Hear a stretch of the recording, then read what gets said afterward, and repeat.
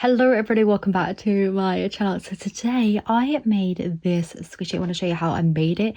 It's made from foam clay with a few bits inside. It's really simple, really easy to make, definitely beginner friendly, and it doesn't involve loads of cutting or foam, doesn't involve like any foam at all, unless you count foam clay as foam, but it's not like you have to cut foam. But anyway, yeah, hopefully you enjoyed today's video, and I'm just gonna get stuck straight on into the tutorial. Before I do though, I must say, if you like this design, if you like any other like squishies, paper squishies, other cute crafts like clay crafts and stuff, then definitely make sure to subscribe. I'm posting all the time here through 2024, and I would love to have you on board. If you do like this video, then please do give it a thumbs up, and yeah, just gonna get stuck straight on into it. So to make the base of the squishy itself, I used cling film with a whole load of polyfill inside. I basically just took a small bit of polyfill. Mine's a non-PVC cling film. I just took a small amount of that, probably about 20 centimeters. Took a small handful of polyfill and just wrapped that around, twisted it inside, and then wrapped it again so that all stayed secure and it was all completely in there. I didn't want to add any tape to this to make it any more crinklier than it had to be, so I just made sure it was fully wrapped and secure, and I was good to go. With the outside of this, I then took some foam clay. As you can see here, just this colour straight out the packet looked perfect to me, the perfect blueberry shade. This actually came from a kind of set from Temu, but you can buy it from Amazon, eBay, wherever you want to buy it. I've also found it in Hobbycraft before. They sell it in individual colours, and I think it's about £1, £1.50 per pack, so a definite bargain. So for this, I just rolled this out onto a silicone sheet. I did do this on my desk before and it completely stuck to it, so I'd recommend probably rolling it out in silicone so it doesn't stick. So once you have it all rolled out, you then need to stretch it around the cling film kind of polyfill ball like so, making sure not to leave any air bubbles or any air gaps or make any rips or anything. This can be quite tricky if you don't do it quite thick enough. The top of mine ended up being quite like thin, which I wasn't pleased with, but you know, it was fine. Once I got it all the way around, I then just cut off any excess. I then rolled that into a ball, stuck it back on top, and then added these indents like so.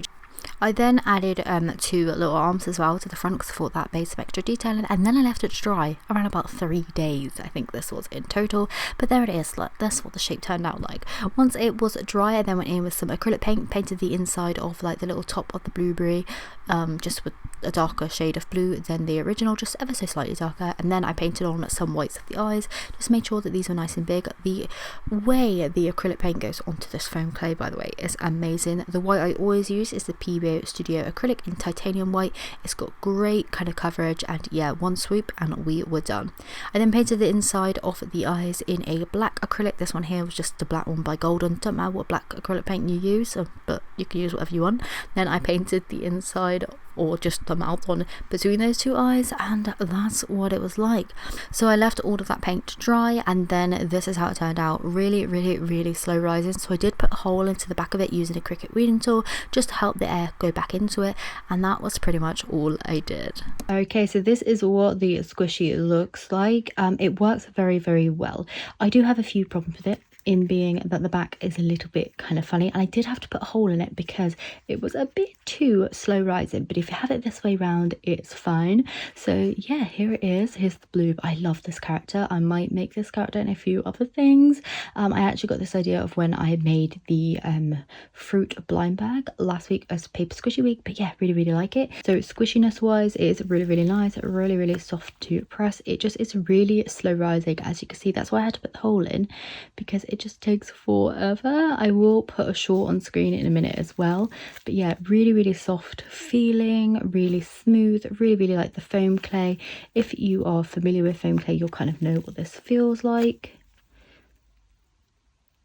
There we go, look at that.